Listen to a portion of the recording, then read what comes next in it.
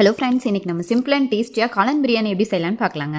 First அதுக்கு ஒரு 2 medium size பெரிய வெங்காயம், 2 தக்காளி, ஒரு 4 பச்சை மிளகா, கொஞ்சமாக கொத்தமல்லி, புதினா இதெல்லாமே கட் பண்ணி எடுத்து வச்சுக்கலாங்க. நெக்ஸ்ட்டு நம்ம பிரியாணி ஸ்பைசஸ் எல்லாமே எடுத்து வச்சுருக்கோங்க.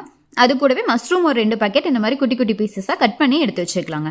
நல்லா வாஷ் பண்ணி கட் பண்ணி எடுத்துக்கலாங்க. அடுத்ததான் நம்ம தாளிப்பு ரெடி பண்ணிடலாங்க.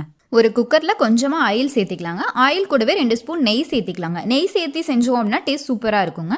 அப்படியே பிரியாணி ஸ்பைசஸ் எல்லாமே நம்ம உள்ளே ஆட் பண்ணிக்கலாங்க.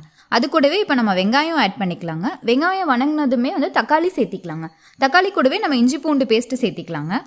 இது நல்லா மிக்ஸ் ஆகணுங்க. மிக்ஸ் ஆனதுமே நம்ம கொத்தமல்லி, புதினா சேர்த்திக்கலாங்க. கூடவே நம்ம மசாலா ஆட் பண்ணிடலாங்க. மசாலா பார்த்தீங்க அப்படின்னா பிரியாணி மசாலா, கரம் மசாலா, மிளகாத்தூள் இதெல்லாமே நான் ஆட் பண்ணியிருக்கேங்க. அப்படியே தேவையான அளவு உப்பும் சேர்த்திக்கலாங்க. நல்லா மிக்ஸ் பண்ணி விட்டுக்கலாங்க. அடுத்ததான் நம்ம குட்டி குட்டி பீசஸாக கட் பண்ணி வச்சுருக்கோம் இல்லைங்களா, அந்த காளானையும் உள்ளே சேர்த்திக்கலாங்க.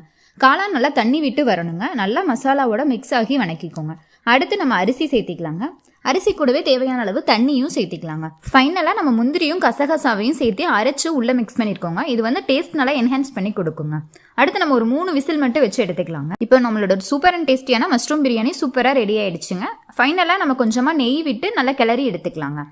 சரிங்க, வீடியோ பிடிச்சிருந்தா அப்படியே நம்ம சேனலை சப்ஸ்கிரைப் பண்ணிக்கோங்க.